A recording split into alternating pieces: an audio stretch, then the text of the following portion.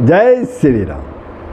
प्रभु, आप लोगों ने श्री आनंद रामायण के राज्य कांड का सर्ग 8वां एवं 9वां में जो प्रसंग था वह था महाराज श्री राम की लोकालोक पर्वत पर्यंत सातों द्वीपों की विजय यात्रा, सातों द्वीपों की विजय यात्रा। ये प्रसंग आप लोगों ने सुना। प्रभु श्री राम जी ने जो विजय यात्रा प्रारंभ की वो किस प्रकार संपन्न की। अब प्रभु हम लोग श्री आनंद रामायण के राज्यकांड के 10वें सर्ग में प्रवेश कर रहे हैं। इसमें जो है प्रसंग है वो है राम राज्य में कुत्ते को भी न्याय प्राप्त होना। राम राज्य में कुत्ते को भी न्याय प्राप्त होना। राम राज्य की महिमा में गिद्ध एवं उल्लूक का वृत्तांत, ये दो वृत्तांत आप लोग श्रवण करेंगे। प्रभु, प्रसंग प्रारंभ हो उसके पहले आप लोगों से नम्र निवेदन है, यदि आपने वीडियो को सब्सक्राइब नहीं किया है तो अवश्य ही सब्सक्राइब कर देंगे, बेल आइकन को दबा देंगे, साथ ही कमेंट करेंगे, शेयर करेंगे, लाइक करेंगे। जय श्री हरि, जय श्री राम। तो प्रसंग प्रारंभ होता है। एक बार की बात है, श्री राम जी अपनी राजसभा में विराजमान थे। उस समय उन्होंने राजद्वार के बाहर से बार बार आती हुई एक कुत्ते के रोने की आवाज़ उन्हें सुनाई दिया। राजसभा में विराजमान थे और उन्हें बार बार एक कुत्ते के रोने की आवाज़ उन्हें सुनाई दिया। तब उन्होंने दूत से कहा, देखो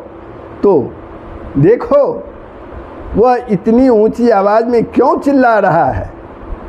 जो आज्ञा कहकर वह दूत राजसभा से बाहर गया और उसने डांटकर उस कुत्ते को राजद्वार से भगा दिया और आकर श्री राम जी को प्रणाम करके कहा, हे प्रभु, मैंने उसे भगा दिया है, वह दूर चला गया है। दूसरे दिन श्री राम ने कुत्ते की रोने की आवाज़ फिर से सुना। तब पहले दिन की भांति दूत ने फिर उसे भगा दिया। ऐसे ही तीसरे दिन की बात है, प्रभु श्री राम ने उस कुत्ते के रोने की आवाज़ को पुनः सुना। फिर कुत्ता जो तीसरे दिन भी आकर के राज दरबार के द्वार पर वो फिर से रोने लगा। तो वे अत्यंत ही आश्चर्य में पड़ गए। प्रभु श्री राम, आखिर क्या बात है, कुत्ता बार बार आकर के क्यों रोता है। उसने अपने पास बैठे हुए लक्ष्मण से कहा, हे भाई, 3 दिन से यह कुत्ता लगातार क्यों यहाँ आकर चिल्ला रहा है। आखिर ये कुत्ता क्यों लगातार आकर के यहाँ चिल्ला रहा है। तुम मेरे सामने लाकर उससे पूछो कि उसे किस बात का दुख है। जो आज्ञा कहकर घबरा कर लक्ष्मण ने दूतों से कहा, तुम लोग जाओ और बड़े ही सम्मान के साथ, आदर के साथ उस कुत्ते को सभा में लेकर के आओ।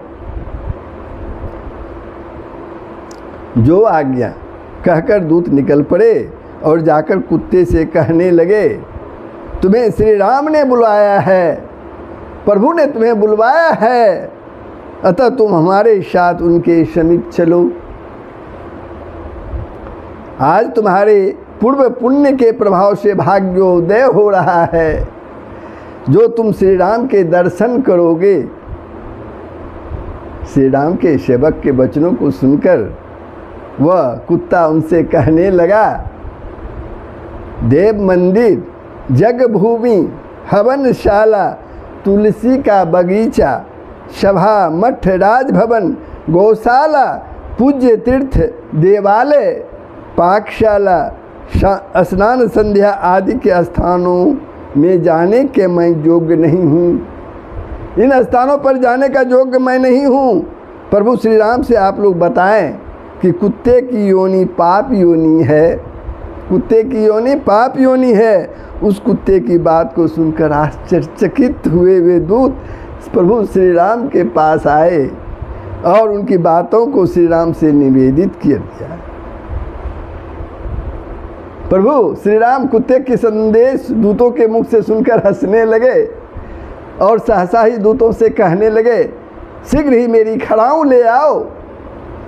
उसके बाद उनके द्वारा लाई गई दिव्य खड़ाऊं को उन्होंने पैरों में पहना, हाथ में रत्न जटित दंड धारण किया और वे सबको लेकर धीरे धीरे कुत्ते के समीप जाने के लिए निकल पड़े। दिव्य वेशभूषा से समन्वित श्री राम राजद्वार से बाहर निकले और उस कुत्ते के समीप में गए। उन्होंने अपने हाथ लिया, दंड को में दबा रखा, अपनी बाईं जंघा को झुकाकर उसके ऊपर दाहिनी जंघा को टिकाकर वे कुछ तिरछे से खड़े होकर मुस्कुराते हुए उस कुत्ते से कहने लगे, हे सार में, तुम्हें जो कुछ भी दुख हो वह सब मुझे बताओ। मेरे राज्य में किसी को भी कोई कष्ट हो ऐसा मैं नहीं चाहता। श्री राम की इस प्रकार की वाणी को सुनकर कुत्ते ने उन्हें बार बार प्रणाम किया और एक पैर से पंगु हुए उस कुत्ते ने प्रसन्न होकर कहना प्रारंभ किया कि हे दयानिधे, मेरे कारण आपने इतना कष्ट किया, आप सदा चिरंजीवी रहे। हे राजेंद्र, एक सन्यासी ने मुझ निरपराध को पत्थर से मारा है, जिससे मेरा एक पैर टूट गया है। अब मैं आपके शरण में हूँ। कुत्ते की बात सुनकर प्रभु श्री राम ने उन दंडी सन्यासी को बुलवाया। राम की आज्ञा होने से वे अति भी दुखित मन से श्री राम के समीप आए। उन सन्यासी को देखकर श्री राम जी उनसे बोले, हे स्वामीन, आपने इस कुत्ते को पैर से पंगु क्यों बनाया, बताओ। श्री राम की बात सुनकर वह यति यानी साधु जो था श्री रघुत्तम से कहने लगे, हे प्रभु, मैं भिक्षा ग्रहण करने के लिए रास्ते में इधर उधर भ्रमण कर रहा था, घूम रहा था। उसी समय इसने भिक्षा में प्राप्त मेरे अन्न को छू दिया। हे राजेंद्र, मध्याह्न का समय था, मैं अत्यंत ही भूखा था। तब क्रुद्ध होकर मैंने इस अपराधी कुत्ते को भगाने के लिए एक पत्थर मारा, जिसके कारण इसका एक पैर टूट गया। सन्यासी के इन वचनों को सुनकर प्रभु श्री राम पुनः उन सन्यासी से कहने लगे, हे अते, यह अज्ञानी पशु है। इसने अपना आहार देखकर ही आपका स्पर्श किया है, अतः मैं इसमें कोई भी दोष नहीं देखता हूँ।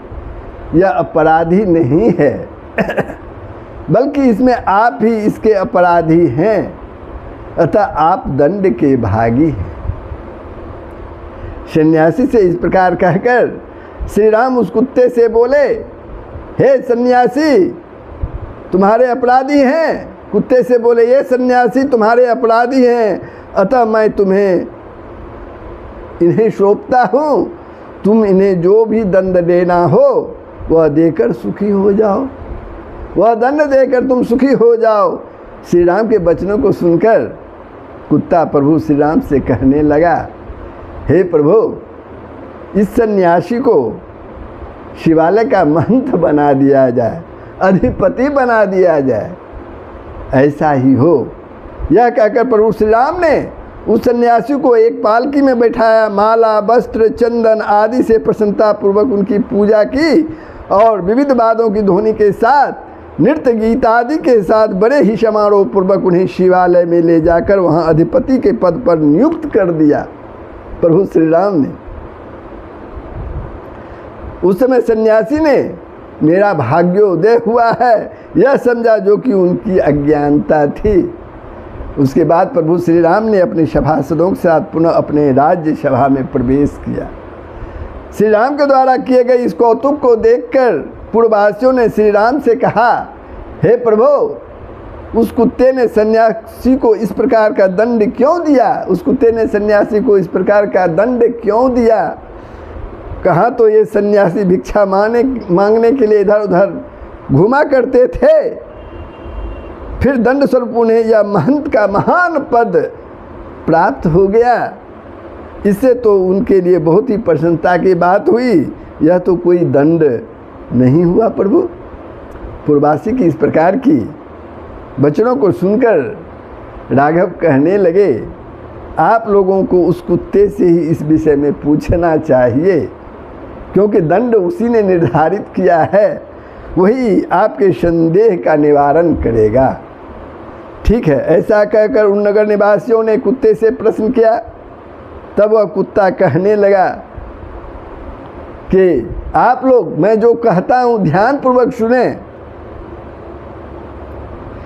शिवालय, मठ, बगीचा, दान में मिले ग्राम, इन स्थानों के अधिपति, अनाथ स्त्री तथा बालकों के धन का हरण करने वाले, कर्कशवाणी वाले, गौ ब्राह्मण तथा शिव के निमित्त अर्पित धन का अपहरण करने वाले, अन्याय करने वाले, राजा के भवन में पहुँचे हुए याचकों को भगाने वाले, दूसरों के दर्भ का हरण करने वाले, प्रायश्चित के लिए प्राप्त धन पर अधिकार जमाने वाले, ब्राह्मणों के लिए तथा हवन के लिए प्राप्त धन को हड़पने वाले तथा अन्यायपूर्वक बहुत सारा धन जमा करने वाले, ये सभी दूसरे जन्म में कुत्ते की योनि प्राप्त करते हैं। यह मेरा सत्य वचन है। कुत्ते ने कहा, मैं भी पूर्व जन्म में मठ का अधिपति था। मैं भी पूर्व जन्म में, पिछले जन्म में मठ का अधिपति था। इसी कारण मुझे स्वयं कुत्ते की योनि प्राप्त हुई है। इसलिए मैंने शिक्षा प्रदान करने के लिए इन यति को मठाधीश का पद दिलवाया, इस साधु को मठाधीश का पद दिलवाया। कुत्ते के इस प्रकार के वचनों को सुनकर नागरिक जनों का संदेह दूर हो गया। उसके बाद वे सभी अपने अपने निवास स्थानों को चले गए। कुत्ता भी वहाँ से चला। मठाधिपति होने पर अपने दुष्कर्मों के प्रभाव से ये यति भी मृत्यु के उपरांत कुत्ते की योनि को प्राप्त हुआ। पहले अपने पापों का भोग कर लेने के बाद उस कुत्ते को शुभ मुक्ति प्राप्त हुई।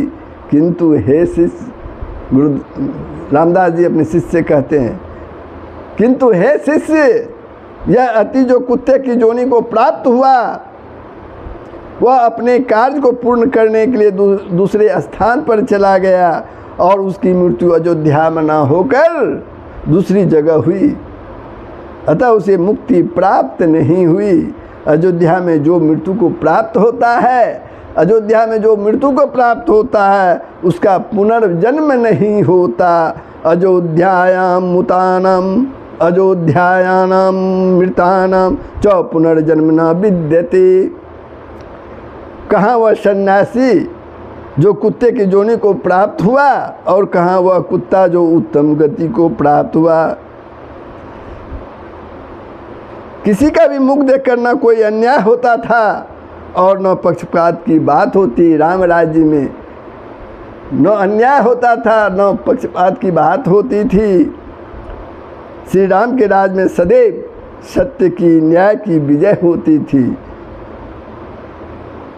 ये तो कुत्ते और उस यति की कहानी थी। अब राम राज्य के न्याय की दूसरी कहानी आप लोग ध्यानपूर्वक सुनिए। एक बार की बात है, एक गिद्ध जिसको कहते हैं गिद्ध, और एक उल्लू आपस में कुछ विवाद करते हुए उसके समाधान के लिए श्री रामचंद्र जी के समीप आए। श्री राम जी ने उनसे पूछा, तुम दोनों यहाँ किस लिए आए हो? तुम दोनों यहाँ किस लिए आए हो? मुझे अपनी बात विस्तार से बताओ। तब उल्लूक ने कहा, हे प्रभु, मैंने वन में एक वृक्ष के ऊपर अपने रहने के लिए मैंने वन में एक वृक्ष के ऊपर अपने रहने के लिए घोंसला बनाया था। कुछ कारणवश मैं अपना घोंसला छोड़कर अन्यत्र चला गया। तब यह जो गिद्ध है मेरे घोंसलों में रहने लगा। हे रघुत्तम, अब मेरे वापस आ जाने पर यह गिद्ध मुझे मेरा घोंसला नहीं दे रहा है। यह गिद्ध मेरा घोंसला नहीं दे रहा है। उल्लूक की इस प्रकार की बात को सुनकर रघुश्रेष्ठ श्री राम ने गिद्ध से कहा, हे गिद्ध, बताओ तो सही, तुम क्यों नहीं इसे रहने के लिए अपना घर प्रदान कर रहे हो?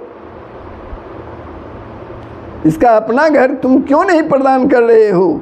तब लंबी सांस छोड़ता हुआ वह गिद्ध राम जी से बोला, हे प्रभु, उस वन में मैंने ही पहले वृक्ष पर घोंसला बनवाया था।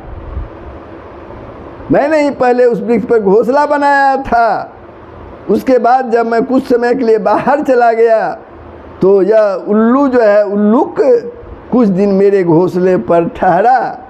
फिर वह उल्लूक जब कुछ दिनों के लिए कहीं चला गया तो मैं पुनः पहले की भांति अपने घोंसले में रहने लगा।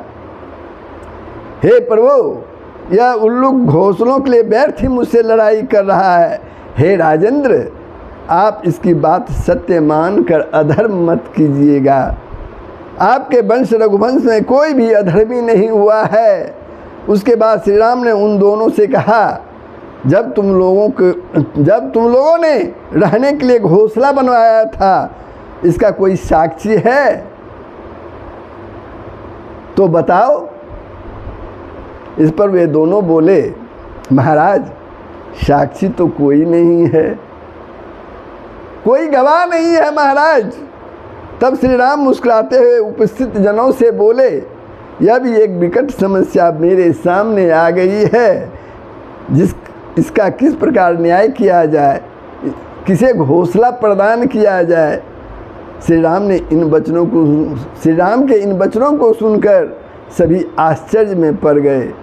तब कुछ विचार कर प्रभु श्री राम उल्लूक से बोले, सत्य सत्य तुम बताओ, तुमने घोंसला कब बनाया था? उल्लूक बोला, जब इस पृथ्वी की रचना हुई थी तभी मैंने अपना घोंसला बनाया था। उल्लूक की यह बात सुनकर गिद्ध श्री राम जी की ओर देखने लगा और फिर बोले, हे विभो, हे प्रभु, आप यह जानिए, जब यह पृथ्वी जल में निमग्न थी, जल में डूबी हुई थी, इसका उद्धार नहीं हुआ था, तभी मैंने आम के वृक्ष पर घोंसला बना लिया था। गिद्ध का यह वचन सुनकर उससे श्री राम जी कहने लगे, उस समय जब पृथ्वी का आविर्भाव ही नहीं हुआ, उस महासमुद्र में बिना किसी सहारे के कोई वृक्ष कैसे टिक सकता है? दूसरी बात यह है कि तुमने आम के वृक्ष की बात कही है। अक्षय वट कहा होता तो कुछ माना भी जा सकता था। अतः हे गिद्ध, तुम्हारी बात सर्वथा असत्य है। तुम व्यर्थ ही से विवाद कर रहे हो, तुम्हें धिक्कार है। यह कहकर श्री राम ने उस अपराधी गिद्ध को प्राण दंड देकर मुक्त किया। वह गिद्ध धन्य था जिसकी मृत्यु प्रभु श्री राम के समक्ष हुई, सामने हुई, और श्री राम का दर्शन करते हुए उसने अपने प्राणों का त्याग किया। उसके बाद श्री राम ने उल्लूक को अपना घोंसला रहने के लिए प्रदान कर दिया। तो ये थे राम राज्य का न्याय, जो आप लोगों ने श्रवण किया कहानी के माध्यम से, कुत्ते और यति के माध्यम से, भिक्षुक के माध्यम से, गिद्ध और उल्लूक के माध्यम से।